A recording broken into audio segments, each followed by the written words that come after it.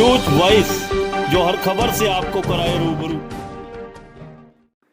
Retired DGP को दवाओं पर खर्च राशि का क्लेम और बीमा राशि देने के नाम पर झांसा देकर धोखाधड़ी की वारदात को अंजाम देने के 2 आरोपियों को पुलिस ने धर दबोचा है। पुलिस ने आरोपियों से 3 लाख रुपए तथा वारदात में प्रयुक्त मोबाइल भी बरामद किए हैं। दरअसल महेंद्रगढ़ जिला के गांव कांटीखेड़ी निवासी द्रगपाल सिंह चौहान रिटायर्ड डीजीपी हैं, जो घुटनों के दर्द व शुगर के मरीज हैं और साल 2015 से एक संस्थान के जरिए आयुर्वेदिक दवाइयां खरीद रहे हैं। इस दौरान उन्होंने कुल 60,000 रुपए की दवाइयां खरीदी थी। इसी बीच उनके पास एक कॉल आई।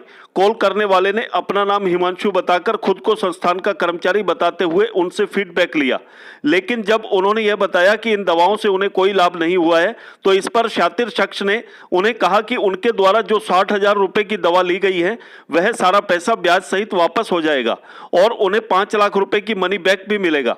इसके साथ ही 3 लाख रुपए का बीमा भी कराया जाएगा, जिससे उनकी सारी बीमारी भी कवर हो जाएगी। इसके लिए उन्हें प्रीमियम राशि ऑनलाइन भेजनी होगी। इस प्रकार शातिर ने उनसे 8,80,000 के बीमा और क्लेम की राशि जीएसटी के रूप में अपने खाते में 3,82,000 रुपए डलवा लिए। यह राशि उन्होंने किसी राजकुमार नाम के व्यक्ति के खाते में भेजी। इसके बाद जब उन्हें इसका सारा इंश्योरेंस भी नहीं मिला, तो उन्होंने आरोपियों को फोन किया, लेकिन उनके मोबाइल नंबर बंद आने लगे। इस पर उन्हें अपने साथ धोखाधड़ी का एहसास हुआ, तो उन्होंने इसकी शिकायत पुलिस को दी। शिकायत मिलने पर पुलिस ने इस मामले की जांच करते हुए सुराग लगाकर आरोपियों को लखनऊ से गिरफ्तार कर लिया। पुलिस की माने तो गिरफ्तार किया गया आरोपी बाराबांकी जिले का रहने वाला शुभम, जो कि दिल्ली में कोरियर के जरिए एक संस्थान की दवाओं की सप्लाई भेजता था। आरोपी ने कंपनी से ही रिटायर्ड डीजीपी का नंबर हासिल करने के बाद फर्जी आईडी बनाकर यह धोखाधड़ी की थी। रेवाड़ी से न्यूज वॉइस के लिए संजय कौशिक के साथ अजय सागर अत्री की रिपोर्ट। रजिस्टर की थी, जिसमें करीबन 3,82,000 रुपए की ठगी की गई थी। उसमें हमने 2 आदमियों को गिरफ्तार किया है। एक शुभम नाम का है बाराबंकी से और एक राम कुमार नाम का आदमी है रायबरेली से। दोनों आदमियों को हमने गिरफ्तार कर लिया है और गिरफ्तार करके 3 लाख रुपए नगद रिकवर कर लिए गए हैं। और जिन नंबरों से इन्होंने फ़ोन किया था उन नंबरों को तोड़ के फेंक दिया गया, लेकिन जिन नंबरों से जिस सेट के अंदर इन्होंने डाल करके वो फ़ोन किया था वो सेट हमने इनसे रिकवर कर लिया है। वो सारे इन्होंने एक फर्जी आईडी बनवा करके फर्जी आधार आईडी तैयार करवाई थी राम कुमार के नाम से, और उस पे वो नंबर इशू करवाए गए थे और उसी फर्जी के आधार पर, उस फर्जी आईडी के आधार पर इन्होंने अकाउंट ओपन करवाया था और उस अकाउंट के अंदर वो पैसा जाता था। पैसा जैसे जैसे डलता गया, साथ ही साथ ये पैसा उसमें से निकाल दिया। कौन है सर ये आरोपी और क्या इनके पहले भी इस तरह? इनके बारे में इनके जो कंसर्न एसएचओ लगते हैं उनको हमने लिखा गया है, पर अभी उनकी रिपोर्ट हमारे को नहीं मिली है। हमारी इस वारदात के अलावा इन्होंने 10 वारदात और कर रखी हैं, जिसका इन्होंने खुलासा किया है। उसके रिगार्डिंग हमने इनसे एक रजिस्टर कॉपी भी बरामद की है, जिसमें इन्होंने ठगी के बारे में लिखा हुआ है। इन्होंने ये ठगियाँ मतलब महाराष्ट्र में, राजस्थान में, दिल्ली में, कुछ एक ही हमारे हरियाणा की भी है, गुड़गांव की भी है इसके अंदर, और मतलब इन्होंने काफ़ी जगह ठगियाँ कर रखी हैं। मोटी मोटी 10 ठगियों की इन्होंने हमारे बारे में और खुलासा किया है और हमने उसके बारे में इनसे रजिस्टर भी बरामद किया जिसके अंदर ये सारी ठगियाँ लिखी गई हैं। तो ये 2 ही है इन्वेस्टिगेशन में 2 ही आदमी आए हैं और ये शुभम इसके अंदर मास्टरमाइंड आदमी है। राम कुमार को इस्तेमाल किया जा रहा था, राम कुमार के नाम से फर्जी आईडी तैयार की गई, राम कुमार के नाम से फर्जी अकाउंट ओपन करवाया गया था, सिम कार्ड भी राम कुमार के नाम से इशू करवाया गया था। इन्वेस्टिगेशन अभी चल रही है, हो सकता है कि शायद इसके अंदर और भी आदमी कोई आए सामने, जो भी आएगा वो गिरफ्तार होगा। इनकी उम्र क्या है सर? ये पढ़े लिखे कितने हैं और किस तरह से ठगी करते थे? राम कुमार BSc एग्रीकल्चर है, शुभम, और राम कुमार 5वीं पास है, शुभम BSc एग्रीकल्चर है। ये लोगों को शुभम एक मेडिकल कंपनी में काम करता था पहले दिल्ली में। लॉकडाउन के दौरान इसने वो कंपनी क्विट कर दिया था। जिस टाइम पे क्विट किया था उस टाइम पे ये कुछ कस्टमर्स का डाटा लेकर के आया था और डाटा इनके पास होने के कारण ये फर्जी सिम कार्ड से उनको फ़ोन करते थे और उनको बताते थे कि भाई आपने जो ट्रीटमेंट लिया था, अगर उससे आपको इलाज में कोई बेनिफिट नहीं मिला तो हम आपके लिए इंश्योरेंस पॉलिसी लेके आए हैं जिसमें आपका फ्री में इलाज किया जाएगा और आपको इंश्योरेंस के भी डबल पैसे दिए जाएंगे। ऐसा करके जीएसटी वीएसटी का नाम लेकर के और टैक्स का नाम लेकर के उनसे ये लोगों से पैसे अपने अकाउंट में डलवाते थे और फिर उसके बाद मोबाइल को स्विच ऑफ कर देते। डेटा भी कंपनी ऑफिसर का काम करते थे, तो शुभम के पास फील्ड ऑफिसर का काम था शुभम का, तो डाटा ऑलरेडी शुभम के पास होता था। क्या मान के चले सर? अभी तक जितना भी रिकॉर्ड जो इनसे मिला है 3 लाख की तो हमने इसी में रिकवरी की है, तो करीबन 20 से 25 लाख रुपए के आसपास का इनका ठगी का सिस्टम बना हुआ है। सिर्फ इनके पास उनके नाम और फ़ोन नंबर हैं। उनके राज्य के नाम महाराष्ट्र, गुजरात, राजस्थान, हरियाणा, दिल्ली,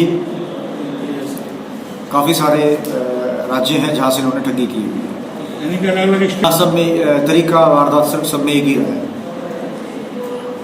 क्योंकि ये सारा काम ऑनलाइन किया जाता था, फ़ोन के द्वारा किया जाता था, तो इनको अगले का कंप्लीट ये नहीं पता होता था कि वो रहने वाला कहाँ का है।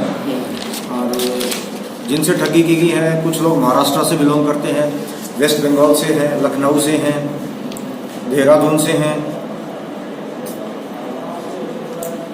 ये सर जो इतनी इन्होंने हैं जी ऐशो उनकी पूछताछ में ये आया कि पहले काम करता था शुभम, लेकिन अब लॉकडाउन के बाद से कोई काम नहीं था, तो ये सोचा कि चलो ठगी करना शुरू कर दिया। लॉकडाउन में नहीं कह सकता, लॉकडाउन से बड़े लोग हमारे पुलिस स्टेशन में 9 FIR दर्ज हुई है। इन जो ठगी इन्होंने की है, हमने कंसर्न राज्यों को मैसेज करवा दिया कि हमने इनको गिरफ्तार कर लिया है। ये हमारा रफ पेपर है, इसमें मामले दर्ज है। नहीं, वो टोटल 9 मामले दर्ज हैं। ये मामला ऐसा भी सामने आया है जिसमें इनकी गिरफ्तारी हुई है, और हमारे पास इनका इस FIR के अलावा कोई मामला नहीं। ये पहला मामला ट्रेस आउट किया। हाँ, ये हमारे थाने का पहला मामला दर्ज है। ये 420, 406 में मुकदमा दर्ज था। हमने इसके अंदर 201, 467, 468, 467 सेक्शंस और इसके अंदर ऐड किए। तो बाकी जो अदर मामले वो 406, 420 में रजिस्टर किए। अच्छा, वो भी साइबर तो ऐसी कई एप्लीकेशंस हैं जिनमें कि पैसा गया था, हमने गेटवेज में बीच में पैसा रुकवा करके उनको वापस रिटर्न पैसा करवाया गया। 1 नंबर FIR थी हमारे पास जिसमें 40,044 रुपये गए थे, उसमें भी हमने बीच में पैसा रुकवा करके अकाउंट के खाते में वापस पैसा डलवा दिया गया है। 21 नंबर एप्लीकेशन थी मंजित सिंह की, उसमें करीबन 1,60,000 रुपये गया था, वो पैसा भी बीच में रुकवा करके कंप्लेनेंट के खाते में वापस डलवा दिया गया। देखो, इसमें कोई ऐसा टाइम पीरियड तो नहीं है कि अगर इतने टाइम में वो रिपोर्ट करता है तो उसका पैसा रुक जाएगा। कई बार बीच में गेटवे में इंटरमीडिएट्स के पास पैसा रुक जाता है, 1 दिन के लिए भी रुक जाए, 2 दिन के लिए भी रुक जाए। वो तो कई बार सर्वर डाउन होता है तो उससे ज़्यादा टाइम के लिए भी पैसा रुक जाता है। लेकिन अगर 1 या 2 दिन के अंदर जिसके साथ ठगी हुई है, अगर वो हमारे को सूचना देता है, हमारे को रिपोर्ट करता है, तो हम अपना प्रोसेस कर सकते हैं पैसा रुकवाने के लिए। और कई एप्लीकेशंस में पैसा और FIRs में हमने रिटर्न भी करवाया। हाँ, देखो, बैंक भी कहता है और सोशल मीडिया पे भी इतना सारा आया हुआ है। हमने पहले भी आप लोगों के जरिए से लोगों को जागरूक किया था कि भाई किसी को OTP या QR कोड आता है तो प्लीज़ उसको किसी के साथ शेयर ना करें। बैंक कभी नहीं कहता कि आप अपना OTP हमें फ़ोन पे बताइए या QR कोड हम सेंड कर रहे हैं, इसको स्कैन कीजिए।